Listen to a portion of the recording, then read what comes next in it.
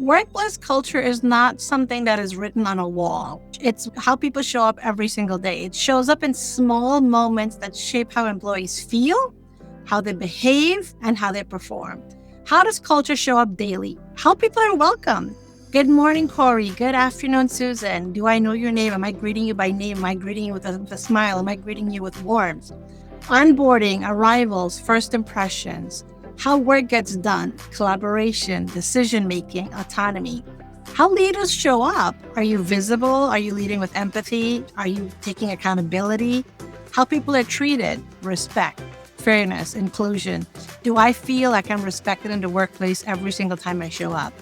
How does a space support them? Access, services, flexibility. What tools are there to help me be successful every time I come to the office? And the other piece of it that's super important as well too is how is success recognized and how is it celebrated, right? You don't just celebrate the big things, you celebrate the small wins every day as well. Those daily interactions, they answer a question that every employee asks all the time, even if they're asking it to themselves. Am I valued here? Do I belong here? Is it safe to speak up? Psychological safety? Does this organization support how I do my best work? Is the office and the space, is it all set up to help me be successful every single day? So we talk about hospitality all the time, right? But what does a hospitality-inspired workplace really look like? It means leading with how people feel, not just how they function. It's the shift from managing the space to leading with how people feel, curating an experience, not just the space, not just the facilities. How do you feel? How do you show up to work every single day? At its core, hospitality is about anticipation. It's about care. It's about consistency, and it's about service. When you apply that to the workforce and to the workplace, it really transforms everyday interactions into moments that reinforce culture. It reinforces trust and it reinforces belonging. I know that I belong here. I feel a sense of belonging. I feel a sense of inclusion. I feel like this is a safe space for me to speak up if something doesn't feel right. And the experience is designed. It is not left to chance, right? Rather than reacting to needs, a hospitality-driven workplace anticipates them. Seamless arrivals, warm welcomes, onboarding, finding an intuitive environment. I should know how to get from point A to point B without friction and without stress. Thoughtful onboarding, first day experiences, proactive support instead of reactive fixes, core of hospitality. Employees shouldn't have to work hard just to navigate the workplace, right? That should be the easy pieces.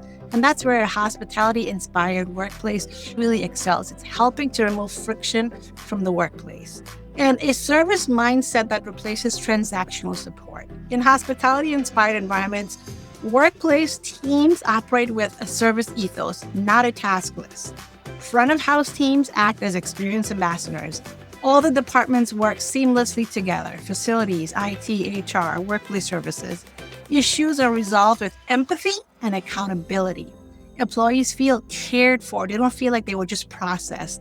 It shifts the thinking from, is it my responsibility, to how can I help? What's bothering you today? How can I make it better for you?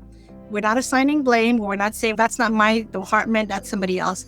You have an issue, you come to me, I will figure out the solution for you. I will bring it back to you, and I'm the only person you will ever have to deal with. I will not send you to someone else. I will never tell you, that's not my responsibility, that's somebody else's department. It's always going to be, how can I help? If you want to be consistent and create equitable employee experience, it does not mean that one size fits all approach. It cannot be one size fits all. It means creating shared standards of care, access, connection, regardless of where the work is happening. It could be happening in the office. It could be happening remotely. It could be happening in a small office that you have where it's just 5 people that are working there. The goal is to experience equity, not identical experiences, right? Start with clear experience principles, not policies. Equity begins with defining for employees what they should expect and how they should feel wherever they work. Trust over visibility. You're trusting people to do what they're supposed to be doing. You're keeping them accountable for it, but you're not monitoring them. Outcomes over hour. You're not monitoring, did you clock in 60 hours this week? What was the outcome of what you did? Did you meet all your deadlines? Are you finished before your deadlines? What are your deliverables? How quickly did you do those deliverables and how productive were they? Inclusion over proximity, and most importantly, care over convenience. If these principles becomes a lens through which decisions about space and technology and leadership are made, flexibility becomes something that's built into all of that. And invest in connection, but deliberately. Make those connections where there's shared rituals across office locations. It doesn't have to look the same, but the overall concept can be the same, such as something like a Wellness Wednesday, right? Or a snack break. And it can be different snacks in different locations, but the concept remains the same throughout the company. Build in purposeful, high-value moments of in-person connection.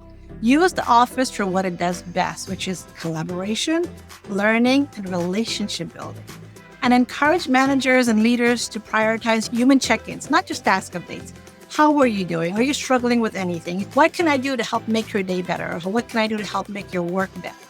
Connection is not just a nice to have, it's a performance driver. It helps build employee trust, it helps build employee belonging, and it helps employee feel like I am valued here. But again, you have to go back to creating a consistent service experience.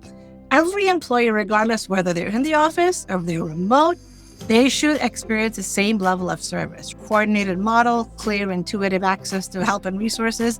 Whether I come to the office every day or if I come to the office 3 times a month, I should still know how to access all of the resources I need to be successful every single day. Again, hospitality-inspired mindset. Responsive, proactive, and human. How can I help? How can I make your day be better? We were working with a company that had about 3,500 employees, but they had hybrid, right? Some were in the office, many were hybrid, others were fully remote. Their challenge was in flexibility. It was creating an experience that felt equitable for everyone, right? So they looked at the problem through a hospitality lens. We talked about it through hospitality-inspired workplace. How should people feel when they engage with us, wherever it happens, whether it happens in the office, it happens in a meeting, or it's happening remotely? Reset your expectations. Leadership has to be aligned with performance, growth, and visibility.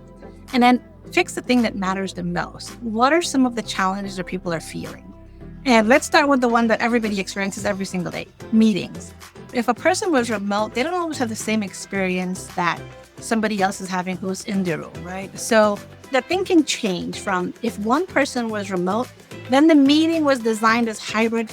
Agendas are shared in advance. Technology-supported inclusion. Technology such as enhanced speakers, mics on the ceiling, so that if somebody is speaking at one end of the table and you're at the other end of the table and you're remote, you can still hear all the conversations that are happening in the room. And decisions were documented, right? It wasn't just we talk about it and then we leave the room, right? It was documented, it was shared with everyone. The experience felt intentional, not accidental. And reimagine the office as a destination. And I keep talking about this over and over again. The office has to be worth the commute. Instead of mandating attendance, they design in-office days around collaboration, learning, and connection. Hospitality touches, right? Team days, curated lunches, concierge-style support. You come in the office, there's somebody there who's there to welcome you, make you feel like you belong there, make you feel like everything you need is at your fingertip to be successful every single day. The people felt like they were welcomed and they were supported, not as if they're being monitored. Managers behave that way and they show that behavior every single day. They become what we call experience stewards, right? They're trained to lead with empathy, with clarity, with consistency. And what was the outcome of all of this? Within a year, they saw engagement rising with all different work streams, all different models, right? And again, you want to make the office a destination where you're coming together with intentional, purposeful connection.